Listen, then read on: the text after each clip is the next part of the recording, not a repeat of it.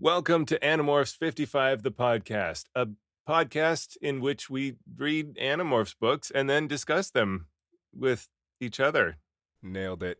And you, the listener. Uh, And I'm Zach. And me, Alex. and I'm Patrick, who wishes to stay anonymous because that's how the Yeerks get you. I don't want that. Patrick, you told me the other day that your kids made gold. Sounds pretty intriguing. Is this a get-rich-quick scheme? Oh, yeah. Yeah, our lives aren't hard enough, and so we had I've got a son and a daughter, and we had friends over for both of them after school, and they decided to make gold, and it's just a whole bunch of glue mixed in with gold glitter, and then I don't know, they poured it all over stuff, and we're waiting for it to dry. I like the concept of walking in and just being told, Daddy, I made gold today. What does that mean? The children crave alchemy. You've been getting into my smelter. Lock that door, dang it. We what is it about my forbidden smelting room that just gets to you kids?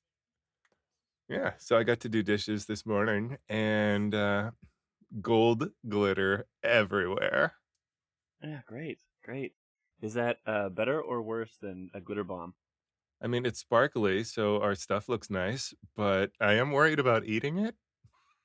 Could your kids create some sort of market for this gold with their presumably dumb little kid friends? Maybe make your own gold kit. I don't think we're gonna get rich selling glue nuggets. You might not, but kids could. Sight unseen on Craigslist. Also, this is only gold. I mean, think about the different kinds of metals that they could put together here. Yeah, green metal. Yes, rainbow. The red.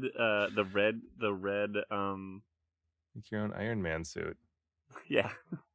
Man, I mean, if that's the worst that a kid can do, making a mess, I guess it's not. Did I somehow lead you to believe that this was the worst they could do? Oh, I apologize. Please elaborate. Give me one more.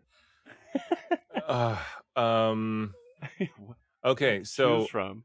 we're trying to be, educational parents. We picked up these pattern blocks. There's like octagons and rhombuses and what have you, and you're supposed to put them together and make shapes. Like my son made an owl, my daughter made a little skateboarding man, and unfortunately we got 1,000 of them, and so I don't know. I would liken it to the ball pit at McDonald's. Instead of balls, though, it's sharp, angular pieces of wood. Ooh. Yeah, so that's what the entryway of my house is like. So it's like an adventure every time you come home? It's always an adventure. Speaking of adventure, I was cast in a video game today. Yeah, tell me about that. Yeah, that was cool. Yeah, so I am a level 5 boss of to take it back to the time period that this podcast is nostalgic over. Raiden, we had a Raiden arcade machine in the Fuddruckers that I would go to. Oh, really dating yourself there. Yeah. Well, I'm worth it.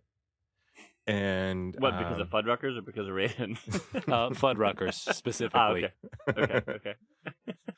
And so you're in an airplane with outrageous guns, and you shoot stuff and dodge bullets. It's a real good time, and I am some sort of army man, and anime styled, which surprised me to learn that just because I have gray hair doesn't mean I'm old.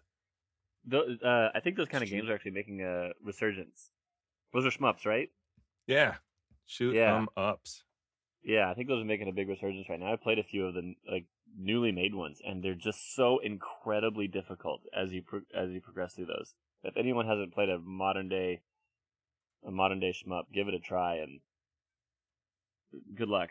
Yeah, you're not as good at video games as you think you are. Yeah, no. Is the lesson. I didn't have to play him to find that out. Oh. When was the last time you went to a Fuddruckers? It was before I moved out here, so 2016 probably. I mean, they still exist, right? I don't know that I've seen one existing in some time. I think right around when Patrick's talking about maybe a year or two later, that was when I saw 2 or 3 of them close down. Yeah, I went to a Kmart in 2014. I thought those were gone, but they still lived on in central Pennsylvania. Well, I just tried to Google it, and you got to be really careful how you're typing Fuddruckers Absolutely. into Google. Safe search extra It's on. making a comeback. It's making a comeback. They plan to open 2 new restaurants. No, 10 new restaurants. Nationwide. 10 Oh, okay. Great Caesar's Ghost. That's a lot. Yeah. One new restaurant nationwide. Wow. I mean, yeah, that kind of thing probably didn't do too well in COVID. Hey, put your hands right here all over the lettuce. They took down our soup plantation. Super salad, what have you. Oh, Why so sad. is Fuddruckers closing all locations trending? I didn't think people cared so much about Fuddruckers to make that be trending. Sorry to It's any an institution. Fuddrucker employees that are listening. I'm not trying to hate on Fuddruckers. Pretty good when I went. Whenever I went.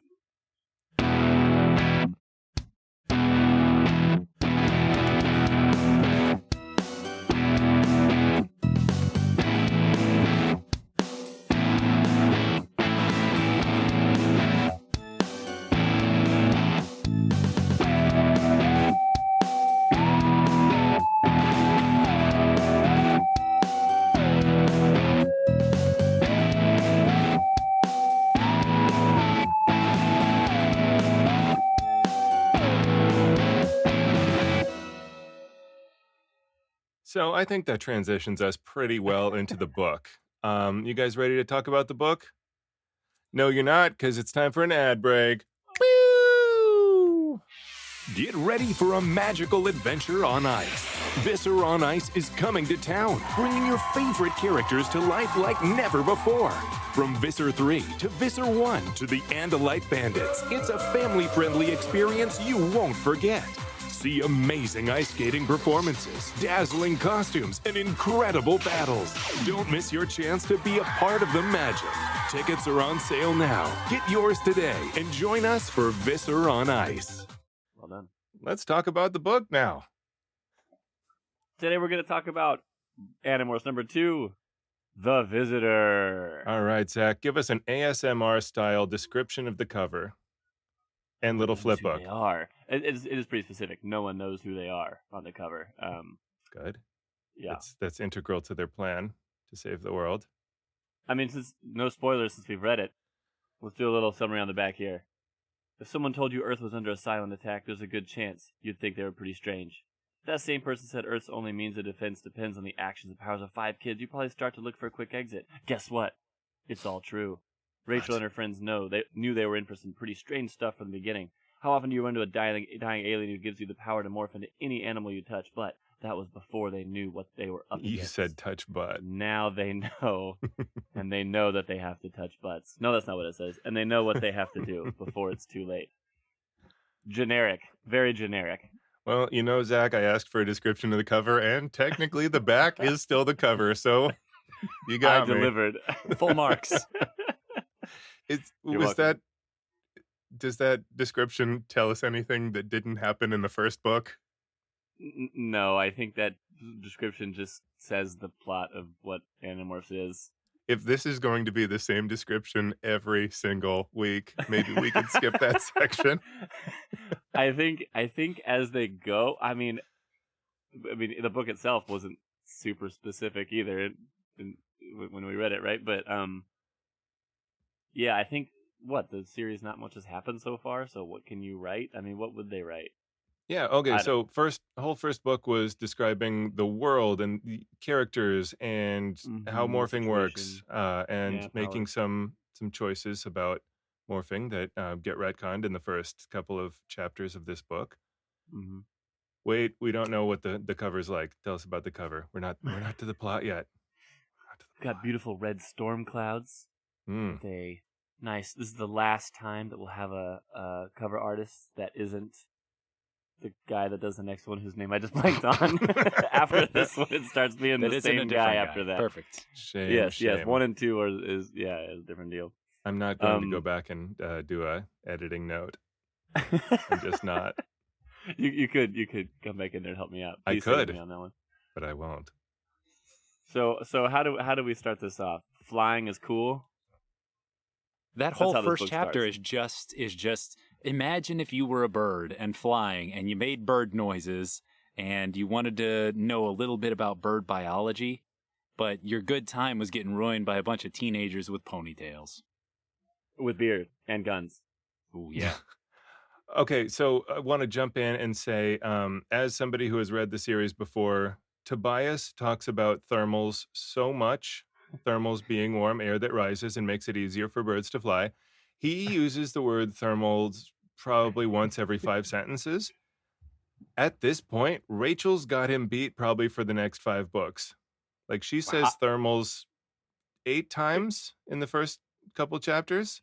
It's incredible. I was reading out loud to my wife a bit of this, and yeah, I just started interjecting. I was reading it, and thermal came up once, twice, 3 times. So then I just like started making it up, and like including it 1 or 2 times every sentence for like the whole paragraph. And she like kind of looked at me, but it blended in enough that that she couldn't really tell. Yeah, they really love thermals. I think someone needs to ask KA what is the deal with thermals. Probably. I'm not the first one to think of that. It's bird propaganda. It's probably all those bird watchers wondering why it's so hard for birds to stay in the air, but they do it. Yeah, and we haven't had any, I don't think, correct me if I'm wrong, we haven't had any Animorphs stressing out about people are going to see these birds flying together. No, that's a treat for later. Okay, good. Okay, so they all, between book 1 and 2, they all got bird morphs. Mm-hmm. And they're flying around just for fun. I didn't take notes on this part, but they're just having fun flying. I think just having fun. Yeah. Okay. I think at one point maybe it was we could see if we can see a Yeerk pool from above. Maybe that was Tobias. Okay, yeah. And the other one, I can't remember. I don't think there was really a particular. Even if there was a mission, I think they got distracted pretty quickly, and we're just like, look how fast we can go. This was just Cassie's opportunity to interject with more exciting animal facts, which I'm not sure. I really haven't heard her speak, but a handful of times. All I know is she's a stone cold hottie, and she knows a lot about animal facts. So I just imagine a really attractive person walking on stage, letting you know that, birds have feathers that are twice as long as human fingers, and then just leaving. It's beautiful. This was the time of that, wasn't there Amazing Animals, the magazine? I feel like Cassie read a lot of that back in the day. Remember those commercials on like Nickelodeon? She probably watched a lot of Zooboomafu. Oh, that's nostalgia. Enjoy so that. So she actually she demorphs and shows her mad skills demorphing by not looking ugly as hell when she demorphs. Oh yeah, they tell her she looks like an angel. Yeah, angelic. She keeps her wings. Don't these guys argue and they say, "Hey, I don't really know what to do next. The Yeerk pool entrance is closed. I don't know what we're doing. We feel like we need to do something. Let's figure it out." I think that's the main goal, right? Is just figure out what to do next. Yeah, I got a lot of characterization from Marco all of a sudden. I mean, he comes in with a sexist remark. He comes in, with something that indicates that he's insecure about his height. And then he comes in with another smarmy comment. And I'm like, wow, Marco, you just went for the trifecta, didn't you? You just want to be the likable guy for everybody here. But it seems like everybody still likes him well enough. But, nobody can be Cassie other than Cassie. Just a hottie with animal facts. Mm-hmm. And the one that's the character that's universally beloved by the fandom. Yeah. Correct. So they decide, we only know really Tom and we know Chapman. Probably not Tom because he lives with Jake.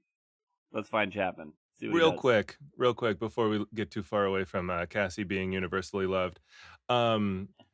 So is the sarcasm dripping or no? Okay. Oh my goodness, yeah. No. But just if you hadn't read the books, you might not. So Cassie is sort of a wet blanket on the team because she has such a strong sense of morality and say, "No, you can't do that." And so this read through, I want to. So, you know the saying, like as a kid you identify with SpongeBob, but as an adult you identify with Squidward. Yeah. Yes. I want to see if, okay, I've got kids that are doing stuff. I got to keep them in line. Am I going to identify more with Cassie this read through than I did the first time? Because the first time it's just, no, this would be so easy. Just, take over that man, walk into the thing and blow it up or whatever. Or whatever. No, Yeah. we can't take over that man. Like, it's not even taking over him. He's just making a copy. Don't use it again. Just use him as a key to get in. And no, we can't do it. And Well, stuff like that. and even at the moment, morphing bugs is a big deal, right? Let It's alone pretty other icky. humans. Oh yeah. It was a big element in this one. Yeah, I was actually surprised by that, but we'll get to that, I guess. But All right, so they're flying. yeah, so they decide let's go hit up Chapman. Let's go see what's up with Chapman.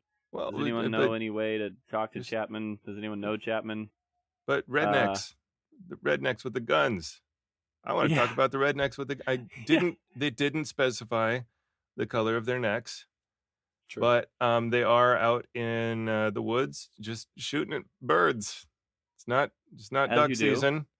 They're just shooting at a bald eagle and Yeah, a Rachel has a point with that. peregrine falcon. And it's probably some political protest or something. But my goodness, Lots of You know, just we don't know where they're side from. characters that just appear for a few seconds in this one. It's interesting, the kind of backdrop of you get these fellas here, you get the random driver by whenever Ooh, yeah, Rachel's Creepo. heading home. Yeah. Oh, that person has a name? I mean, I named him Creepo. Oh, okay. I wasn't I was giving Christian name Creepo Johnson. So we do have to make sure that she goes and establishes that she knows gymnastics, so she can talk about like how much she knows, how much better Cat is than the gymnastics that she already knows, right? So she's just all about gymnastics, including her BFF. Maybe. Yeah, I think Melissa? she says that Melissa's her best friend forever. That's me explaining BFF, Mom. Thank you. Yeah, I don't know where Cassie friendship timeline interacts with Melissa friendship timeline. Yeah. When they were 12. And how old are they supposed to be now? 14? You know, I at this point, I don't know if it's fully established in the series. I made a note in the first book that Rachel is described as tall for her age, and in this book, later on she's morphing and calls herself out as being 5 foot tall. So 5 foot tall, being tall for your age, puts you at 8. 5. I don't know. I mean, any age. I don't know. 3 years old. 5 feet tall would be very, very tall. 5 feet tall. My wife is like 5 feet tall. Well, now I feel bad about. So they decide. Well, she talks to Melissa. Melissa's all standoffish, right? And is like, I don't know. Yeah, whatever. just recently in the last months, Melissa has gone from being her best friend to being very, very reserved. Doesn't want to talk. You don't understand. Why aren't you friends with me anymore, Rachel? And seems like a pretty obvious. Oh, she's becoming a controller. She's got Yeerk in there. And then 8 chapters later, Rachel's like, wait a second. What if she's a controller now? I thought that it took her about half a book to realize something that I thought of in about 2 sentences. Yeah, for sure. So Rachel hurts herself in gymnastics. She is not focusing. She slips and hits her leg so hard that she cries. And Melissa runs over and for a moment isn't isolationist. That's probably the stupidest way I could have described that. She wants to be her friend. She's not emo. And She remembers Then how to- suddenly, For a moment, her emo characteristics subside. She gets the black hair out of yeah, her face for a second. Yes, I get it. yeah. So she's like, Rachel, oh no, and then you know, my friend, I'm gonna go over here now, which again reinforces the whole Yeerk thing. You know, Yeah, acting extremely different in different circumstances. Yeah, yeah, yeah. yeah, and she doesn't want to go to the mall after practice, which Rachel is stunned by, I think. And Rachel's got all this shopping she wants to do, and you know, depending on how old the 5 foot tall for her age girl is, how much shopping can you do at the mall? How much? I'm not. Yeah. Yeah, is this like a hey, my dad gave me the credit card, we're gonna go rock and roll, and Melissa says no? I don't know how. I mean, I got I two went to the quarters, and they mall got a as sweet a gumball kid, machine. but usually it was just hanging out. Like I wasn't like going there with the intention of really buying much.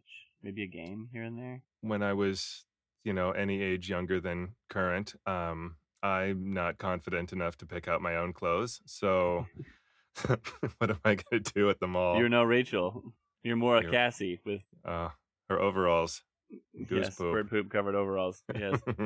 You lack the confidence to go to the mall with your father, who is a weatherman, by the way. Ooh, His yes. credit card. Yeah. So she kind of mopes her way away from gymnastics to go home, right? And Yeah. and we get Can't Alex's go to the favorite mall. character, Creepo, Oh, yes. driving up saying, "Hey girl, You're tall Hey. for you're Your tall for age." your age." What age So- are you? I think you're tall for that. Yeah, sure. Yeah, I'll yeah, never yeah, yeah. tell. Yeah, so I And- remember reading this as a kid and being like, "Oh man, stranger danger." But you know, reading it now, I'm like, "Oh, stranger danger specifically for girls." Like, you know, Yeah. sucks. I've Yeah. always been a very large gentleman, and was like, oh, people don't talk to people. People don't approach people and threaten them. Yeah. But yeah, it's yikes. It That was was not a very strong pivot in the story too. You're going from like, oh yeah, I've got a friend and they're just not acting like themselves. I'm like, oh, this is just some relatable young adult content. And then the hard pivot into the PSA is a sharp left turn. But Did you fortunately enough, you can just turn into an elephant halfway at least. Did you And agree? Did you agree with that way of getting out of the situation? Did she do the right thing? Oh yeah, every Animorphs book, at least for the first, I don't know, 40, maybe more, starts with, we can't tell you our names. If the Yeerks ever found out that we were humans instead of Andalites, then you know that we'd be dead. And throughout the books, the Yeerks think they're Andalite bandits. There's a team of Andalites that turn into earth animals and ruin their plans. And in the first book, Cassie turned into a horse in the middle of a crowd. And in this book, Rachel half turns into an elephant, but at least she gets retrospective about it. Like, maybe I shouldn't have. Yeah, that was Maybe I dumb. shouldn't have done that. Especially Plus, she when ruined her shoes, Mhm. and that's probably what she's most torn out now about. she has to go back to the mall. Yeah. Yeah, and the worst part about the whole deal that freaked her out was that Chapman drives up right then and is like, "Hey, do you need a ride?" in a threateningly non-threatening way. So she gets the ride home and freaking out the whole time. Just I feel like it was like the Spider-Man Homecoming scene with Vulture driving. You know, just very very tense the whole way. Yeah. Spoilers for those who haven't seen that movie for some reason. So, yeah, well, I mean, what really happens next? Guys, I don't feel like a lot happens in this book. Am I wrong? Yeah. Chapman drives her home, and then the next note I have is they're gonna sneak into Chapman's house. Yeah, They just later at the barn after hiding my shoe. She throws away her shoes when she gets home, and then suddenly it's the next day or something, and all of them are talking. And I think the best thing we can do to figure out what the Yeerks are gonna do, invade Chapman's house. Yep, little via B&E. Melissa's pet. Yeah, yeah, and yeah, my notes I wrote down was just they spent a long time getting the cat morph, spent a long time thinking about how scary everything is, bad dreams, and just talking about how much life is not normal, and then they spend a long time getting into the house. I very much thought this was kind of like everyone's complaint with the opposite, I guess, of everyone's complaint with the end of Game of Thrones, where they would spend a whole season going somewhere or doing something, and then in season 8 they would do it in like half an episode. I feel like that's what this is, right? Like this is like a pretty simple mission to get into, Chapman's house. It takes like the whole book to do it, and then later, in 20 books they'll be like, "Oh, we wanted to go into this house, so we 30 did." seconds Anyway, later. we're here now. But I get it. It's early on. They want to establish stakes and like learning curve and like how intense everything can be. I mean, this book is very much about emotions, right? Yeah. So their plan is Rachel remembers that she, on Melissa's 12th birthday, got her a cat, which if somebody got my kid a cat for their birthday, Yep. Trouble time. I would take care of the cat, I guess, but be frustrated. Anyway, she gave it. Yeah. I mean, I'm not super into cats anyways. I can't imagine. Yeah, like now I got to take care of my kid's cat that But it was for Melissa's 12th birthday, so they're at least 12.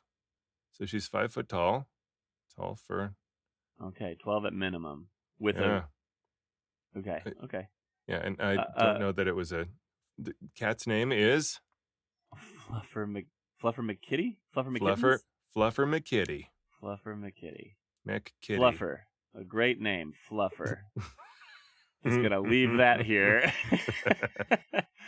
Yeah, so then they decide they're gonna morph this cat and go into the Chapman's house and just spy on him. Mm-hmm. So they spend the next like 5 chapters tracking down this cat. Dang cat. Tobias is flying around. He can see everything that exists, even at night, in the neighborhood. He's like, yeah, there's 6 mice over there, 4 hamsters walking around on the lawn. There's a cat. It's a moose. I don't know. It's not a moose. A underrated aspect of the process of getting the cat is that Rachel does get the shrew morph, which sticks around longer than you would think.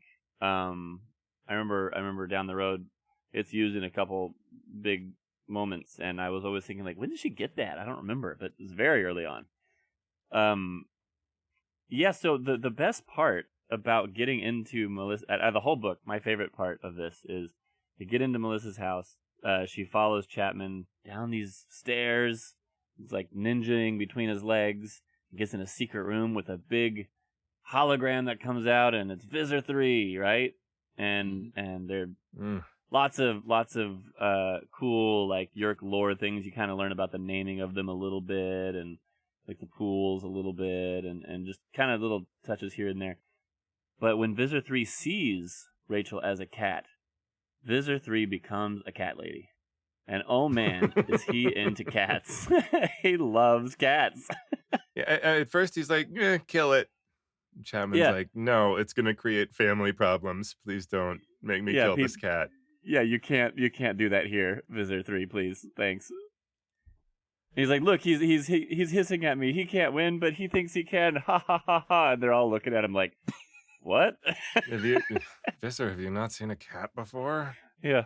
It's just kind of like the one that attacked us at the pool with the tiger. Yeah. The big orange cat. God, Visser Three loves cats. Yeah. He never turns into one. At least in this book. Missed Not that I opportunity. I'm going to turn into an 8-headed, fire-breathing Wait. I could become a tabby cat. I will say another part that comes up here is they're talking about, Rachel's talking about the cat mind that she had kind of difficulty reining in. And she said she couldn't care less about Visser Three because of the cat mind. And I made a point of being like, thank you for using that phrase correctly, Rachel, and saying you couldn't care less. It's a pet peeve of mine that I weirdly focus on. Yeah, Zach could care less about grammar and much Don't less. do this to me, man. Don't do this to me. I Yeah, thought the so- MacGuffin introduced of what was it, the Van Arcs, the Yeerk thing.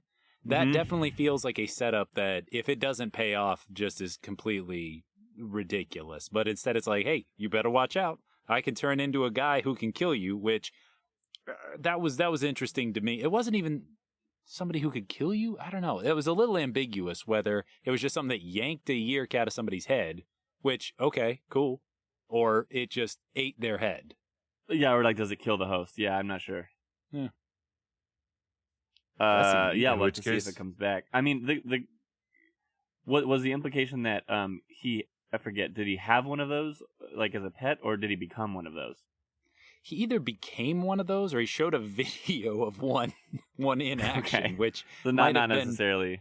It's all holograms. You're describing a hologram, which is a recording of something actually happening to me. Right. And then you're describing a recording, playing a recording of something happen. It got very meta very quickly. Yeah, I don't know if I remember one of these Yeerksbane monsters anymore, because they're like, oh, right, we have to go to the Yeerk pool every 3 days. I will just put you in a cage and let you starve. Yeah. Why do we have to have a vacuum monster?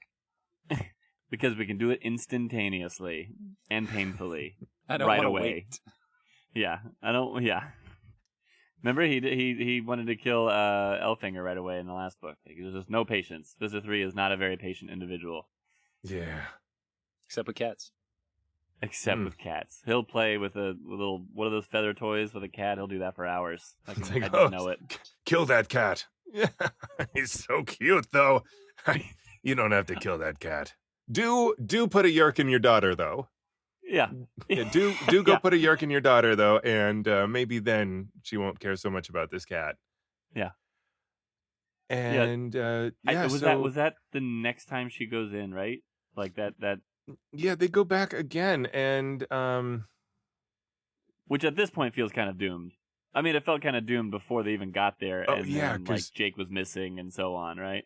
yeah, well, Rachel had gone in the first time all by herself, and she conveniently left out that Visser Three saw her. Oh, and then is it this time or the next time that she escapes from she's leaving the house after having been caught, and then she's like, I'm gonna go see what Melissa's up to. Yeah, Mhm. and like snuggles. Yeah, so she Extra snuggles snuggle time. as a cat with Melissa, and yeah, Melissa's having a real bad time because we find out now she is not being controlled by a Yeerk, but both of her parents are, and she is just having a terrible time with her parents just suddenly not being there for her. They're just like treating her as an inconvenience because she is making it harder for them to take over the world Yeah. just by existing. I don't really know why that makes her act the way she does toward Rachel necessarily. Like when you look back at it as, oh, she's not a controller. I guess she's just introverted in general, and Rachel's like her only friend, or the only friend that we know about from this perspective. I don't know. So she does get caught the second time though, because she kind of goes in selfishly wanting to help Melissa again somehow. She doesn't really know how, but there's no real goal in mind. She makes them up, right? Oh, I'll find out more about so and so. Oh yeah. But just the fact that she was down in that room a second time was enough for Visser Three to say, that's definitely cats don't sneak into things ever, so I know that this is the bandit now. Really 2 meetings in a row. He's in this dark room with you. Yeah, where cats constantly go where they shouldn't be. Yeah. I guess Unlikely. he just discovered cats like cats. Yeah. He doesn't know how cats work. Otherwise, he wouldn't Yeah. like him so much. Oh. Hey. Yeah, so Rachel goes back in. Oh, sorry, Jake's got a important meeting or something. Jake couldn't be here. Mhm. And so she sneaks in. She is caught. And Jake's like, hey, what's happening? I'm That a was flea. pretty I can't funny. see anything. It was pretty funny. She's freaking out. Like, oh my god, I'm gonna die. They're gonna get me. I can't remember if that was before or after. Melissa's like crying and just all these things, and he's like, "Hey, so what's going on?" and Rachel's like, "Oh my gosh, you scared the crap out of me." Visser tells him, "Oh, you got to kill that cat," and he's like, "No, I can't kill the cat. Same reasons as before. Don't you remember? I told you I can't do this. Well, okay, then bring it to me. I'm gonna eat it, or just Yeah, I'll take it. taunt. I want to taunt And- this Andalite bandit in person. So bring it to the constructions. Okay, And bring the girl too. So Rachel, as a cat, wrecks both Chapman parents' hands with her claws. She just goes Yeah. nuts with her claws and biting and Looking they're like raw hamburger, I think was the way it was described. yeah, that sounds real bad. Rough. Like if you hear that happening to the Animorphs, you're like, whatever. They'll just like morph away those injuries. Chapman's arms are gonna be destroyed. Yeah, oh Visser, I can't. Oh yeah, and so they throw her in a cat carrier, and Melissa walks in and say, "Hey, you got my cat? Where are you taking my cat? This is highly unorthodox behavior, parents. You shouldn't be doing this." And what they just like leave, and she's running behind them. No, stop it! And then no, before Melissa comes in, the actual parents rebel against the Yeerks inside their heads, and they are like flopping around and fighting, and which is pretty troubling, pretty terrifying. I mean, yeah, especially if you're 12 or whatever watching this happen. It's pretty good that Melissa didn't walk into that. Yeah, like her mom was like choking herself. Yeah, and her dad's like face is spazzing out. Yeah. No, yeah. So they put her. She's in the cat carrier. They're carrying her away. Melissa's like, "Hey, why you got my cat?" And they like get all the way to the car, and Rachel and Jake are like mind speaking to the rest of the team. Hey, it would super help if we didn't get Melissa involved in this. Can you bring the cat back? Yeah. Anything, please. Distraction, something. It describes Fluffer McKitty sprinting across the yard back toward the house as Tobias, like an angel of death, as a hawk, flying and chasing this cat. Oh, I totally had this visual in my mind, just thinking, and it's like raining, too, and like maybe some lightning. It's amazing. Yeah, pretty incredible scene. And she's like, "Oh, there's my cat. Yay." Well, what are you doing? "Oh, I didn't hear you." What? Yeah. Yeah, Dad, I was crying. Oh, my bad. Bye now. Children cry all the time. This is nothing special. No irony, no check. Yeah. So I guess she goes back inside, and he drives Rachel the Andalite Bandit to the construction site of all places, because there's only one place, I guess, that the Yeerks ever land. Yeah, it wouldn't be an Animorphs book if you didn't go to the construction site. TM. Right. It is a requirement. Yes. And yeah, here you go. You can't possibly mess this up, Visser Three. Here is one of them in a cage. Here you go. There's no way that this can go badly. We've got him. And then a little bit more of that horrifying stuff where Chapman says, "I didn't bring the girl. I'm not gonna bring the girl. I'll make everything awful for you." He talks as Chapman, like the Yeerk lets him talk as Chapman, and he like can barely talk. He can barely stand up because he hasn't done it. Has given up control for so long. Pretty rough. And then you see like his tears like dry up because Yeerk takes back over and Yeerk's like away. sucks the all tears done. back into those eyes. Acting.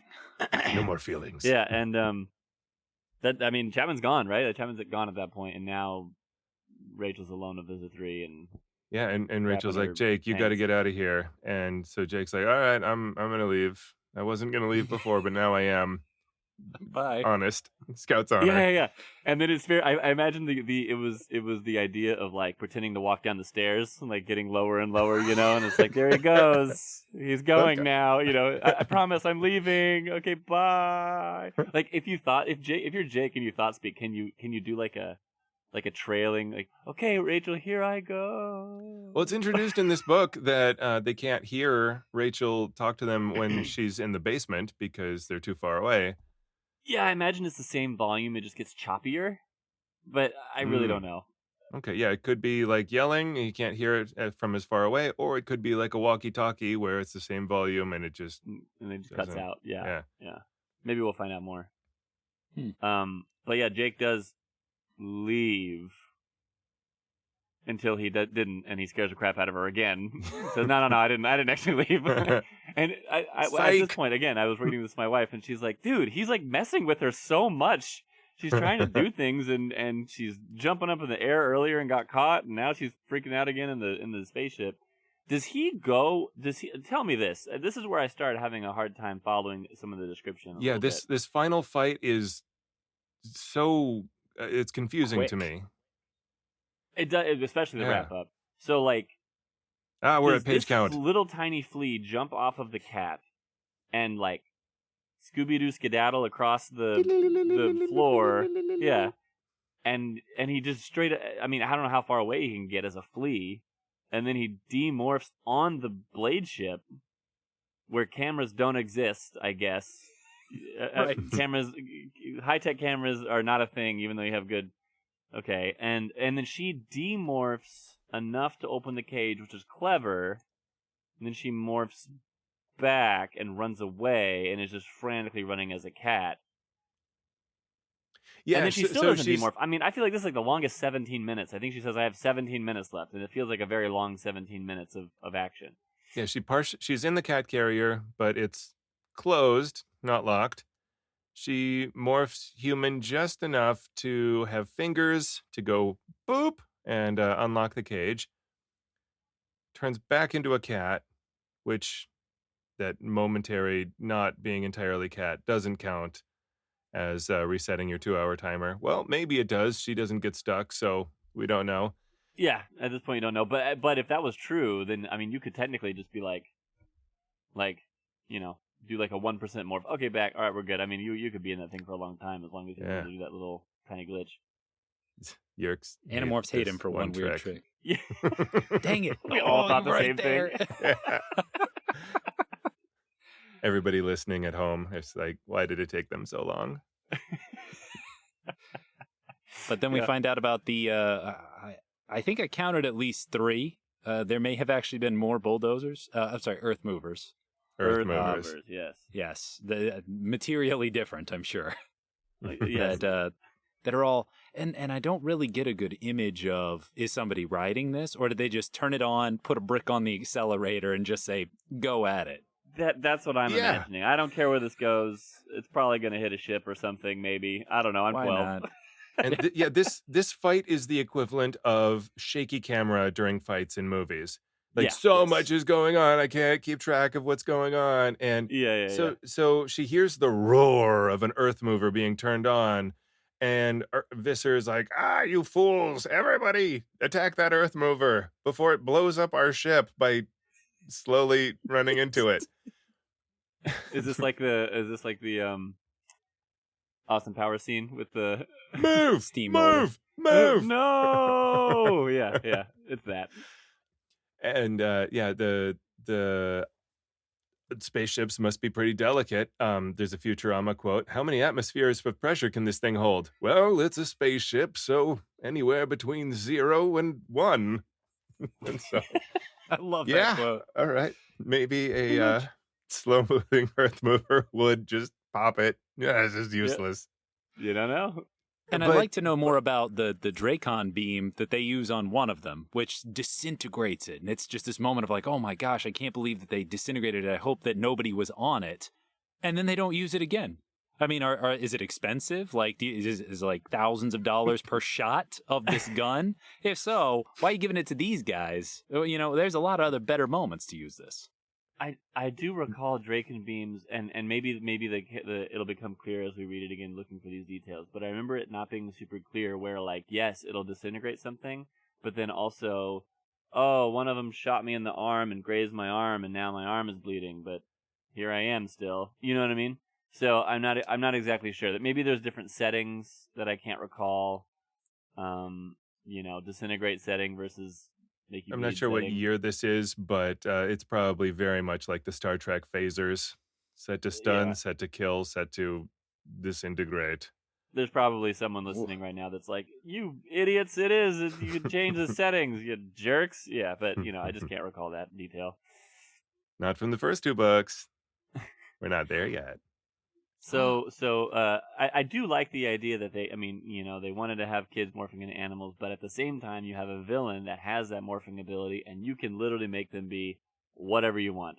which is cool from a kid's Mhm. point of view. You can just get all kinds of crazy creatures that you could ever think of. And this one has 3 giant rock legs and a tiny little rock head and Tiny 20 little feet tall. rocket. big arm. Yeah, and that was another part that confused me. I thought for sure that this thing grabbed Rachel as a human, as a demorphed human, and I realized she still hadn't demorphed yet. But I was like, oh, it's all over. I don't remember how they get out of this. Oh no, But then suddenly Um, she's a cat again. Yeah, she just never. I don't think she ever got out. I think she was still a cat Tobias until Tobias Angel goes of Death "Tear," comes and back. grabs her out of the air as like she's. I'm picturing it as she's like running up the boom of a crane and jumps off, and then Visser's like haha and like stands underneath it with his mouth Like open ready to or catch. something. Yeah, Yeah. And oh no, I'm going to die. And then Tobias the hawk I think catches that's her out how of it the happened. air. That's now how it happened in my head. It's canon. Yeah. And then don't forget, Visser did shake his rock fist. So Tobias flies Rachel to the edge of the woods. She turns into a human, just in time. And the bad guys just give up. Yeah, I guess at that point I guess in those. I mean, it is a very fast wrap up, but I guess that they are out of sight enough that Foiled Visser's again. freaking out and stomping on everything, and there was already a ship that exploded, and he's like roaring as a rock monster or whatever. And Okay, yeah, people I might think see. it's like, dude, guys, we gotta go. This sucks, but we gotta go. Probably retreat at that point. That makes sense. This is all, I choose to believe, this is what I'm putting together out of all this, between not shooting guns as many times as possible, between giving up on things and not sending just massive amounts of resources. We see that so many people are controllers and so many creatures are under Visser Three's command, but they don't go after them. This is a bureaucratic nightmare. His expense reports are just so complicated. I can't spare the extra hours I've already allocated them other places. I can't shoot that gun again. Somebody's going to wonder where my ammunition went. Yeah. Do not destroy that's that it. earth mover. No, I got to pay for that. That comes out of my budget. He does mention something about the Council of 13 for the first time. We got that little bit of lore, right? And The politics. maybe they're on his ass about budget. Look, man, we can give you 2 Draken beams for the 2 Draken guns for this whole thing. But you gotta only make it 3 work. shots in them, so Yeah. you pick your You favorite gotta moments. make it work. You can morph, man. Use the morphing thing. This gun shouldn't even be used, all right? Budget's unlimited. Yeah. Budget's unlimited for touching a bunch of nightmare creatures that are 20 feet tall, made out of rock, spiders that throw fireballs, etc., etc. But when it comes to, just staffing needs, too pricey. Sorry. We have one charger for all the Dracon beams in the whole planet. These only last about 5 minutes. You left yours powered on, man. Sorry. I mean, that's battery ran dead. Yeah. No sockets on this planet adapts to our cord. Like it's just nothing matches. This is I ridiculous. don't have the plug adapter. Yeah. Yeah, right now we are 2 books into the series, and I feel like K.A. Applegate was being that's the author was being keeping her options open. Like maybe we could turn this into a Power Rangers-esque TV show. We've got the villain of the week can always be Visser 3, but this time he's fire-breathing spider. This time he's big rock monster. And we what got will our they? diverse cast of 5, and we Yeah. got this rotating villain of the week. Yeah, We can have them always wear the same color. It's perfect. They talk about it. They talk about coordinating outfits. So this is the perfect moment to introduce it. This is the time. Yeah, and it ends kind of cliche, right? She like writes a note to Melissa like, "Your parents do love you," and I'm like, "No, they don't. Even if they weren't controllers." I'm just kidding. So then, then Tobias says, "There will be a next time. There will be a next time until the Andalites return." Yeah, thanks, man. You got stuck as a bird. Okay, we have to do the legwork here. I'm sorry. Although they're not really sympathetic with his situation too much, right? Like they're just kind of like, I mean, we haven't seen Tobias's point of view, but but they are just They're constantly quickly giving him accepting. grief for it. They're like, well, at least we all know now, definitely not to go over 2 hours, unlike some people over here. They Yeah, really that's what did. I felt. They said that twice in this book. Like, cut They're the looking at man Marco some like, slack. dude, chill. Yeah. Yeah. Man. But the next book is a Tobias book, Ooh. Bird so o'clock. we can get some perspective, see how it's going.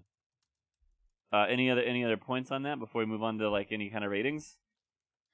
I really do. I think that the introduction of a little bit more complex story on the back end was really good. I mean, the idea of like, oh yeah, well, we introduced the Council of 13. We introduced the idea of, some of the Yeerks are a little bit more sympathetic to the idea of, being relocated out of their different hosts and stuff. There's a little more complexity in this book, even if the majority of it is spent with cat wrangling.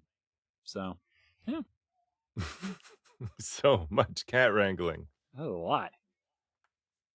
Yeah, I think I get torn on it because I'm like, gosh, in the grand scheme of things, not a lot happens, but you do get a good amount of like the emotional toll of the invasion and what it can do on like the small scale, like the micro rather than the macro, and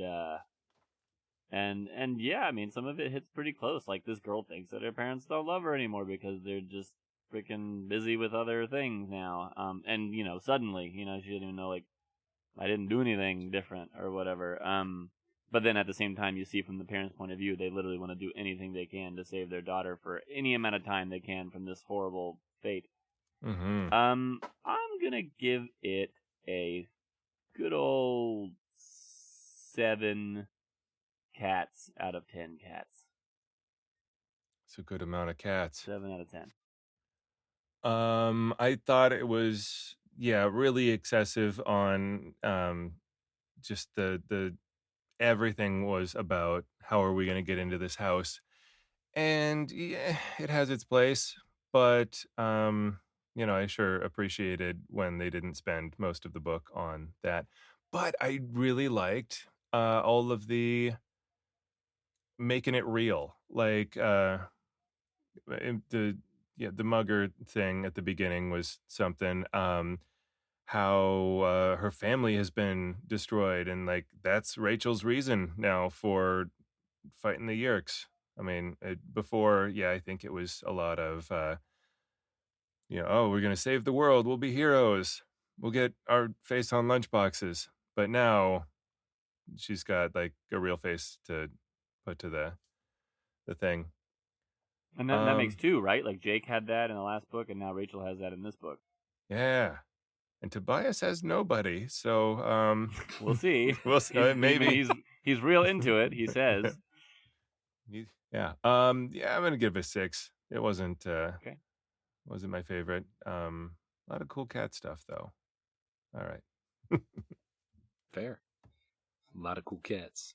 Yeah, I mean, what I had said before about, the idea of you've got increasing complexity and kind of the overarching story between these two books. You've got a character who you see in a slightly different context, which is nice. I feel like this book didn't try and do as much as the first one. I feel like it really did. It kind of focused in on just kind of Rachel's point of view. And, less of her editorializing about all of her other Animorph friends. So had I gotten a book that was the entire length of this one, that had the cat stuff shrunk down to maybe a 5-page segment instead of, by my count, I had 6 chapters where they caught and adapted to the cat. 7 chapters where they caught and did that. And I think I have 5 chapters in the entire book where she is not a cat at some point in the chapter. So that's a lot of percentage of just, cat transformations. But yes, I really do agree. I think that there's so much emotionality in this, and there's a lot more of this, like people actually acting like people rather than acting like superheroes or, machismo-filled teenage boys, I assume. So I I feel like I started way too high with last week's because it makes it hard to kind of get a distinguishing goal. But I would probably give this one a 7.5. I really did like it, and I'm kind of hoping to see where things go from here. Nice. Would this be another ad break? I think. Let's do an ad. We don't have to announce it, but subtract that. Oh no. Oh, what a good ad. I can't believe it. The best. One of my favorites. All right. A little segment I'd like to introduce. This month in history. So that's probably copyrighted. We'll call it something else in our minds. So Animorphs Book 2, the title, came out in June 1996. Let's see what happened in June 1996. Howard Stern radio show started. The Rosie O'Donnell show premiered. Great month for shows. The Nutty Professor came out. So big month so far. So this is the kind of literature that we're putting up against the Nutty Professor. Yeah. Did you say June 96? June 96. Okay. All right. So hot on the Billboard 100 chart for June 1996. Let me know if you recognize any of these. The Crossroads, Bone Thugs and Harmony. Always Be My Baby, okay. Mariah Carey. Give Me One Reason, Tracy Chapman. You're Making Me High, Tony Braxton. Because You Loved Me, Celine Dion. The Macarena, Los Del Rio. Ironic. Gosh, I mean, is there Macarena you've heard of it. And roller rinks? Name a better combo. Oh my goodness. I had so many birthday parties at roller skating. Now, well, yeah, it was like the kids default. Don't get that. I can't think of what my kids should do for their birthday. This is the one. Yeah, now it's trampoline parks. I mean, roller skating rinks are still a thing, though, right? There's just not as many. They've been overtaken by the trampoline parks. Yeah. I don't know. I feel like there's probably some new insidious thing that goes on at roller skating rinks that keeps them open. I also saw the Cable Guy was in June. Yeah. 96. Yeah. Every time I ask Microsoft Copilot, give me some cool stuff that happened in June 1996, it's different stuff. But it's always like Oklahoma City bombing or... Oh, no.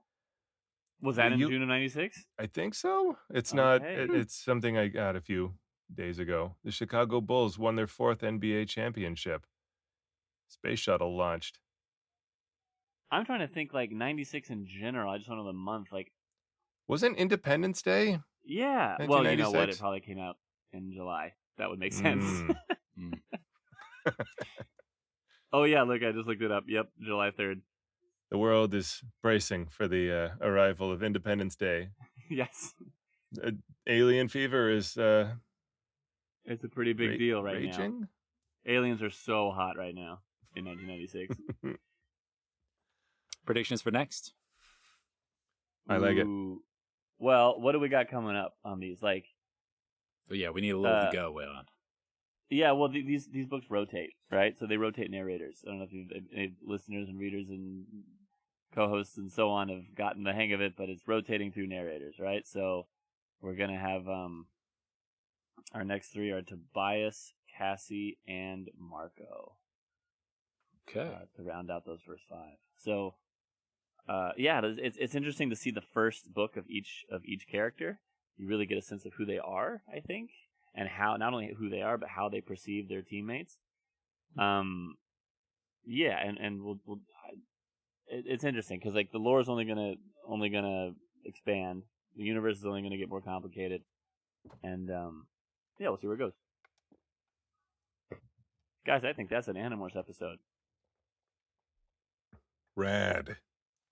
That's an Animorph. Good Animorphing, everyone. Don't turn into a bird for too long. That's how they get you. That's how they get you. Bye. Bye. Bye. Animorphs 55, the podcast, is a fan-driven, nostalgic podcast created by Zach Hurdle, Patrick Viersba, and Alex Holton. But don't tell the Yeerks. Theme music provided by Necovore. Podcast artwork by Rachel Hurdle.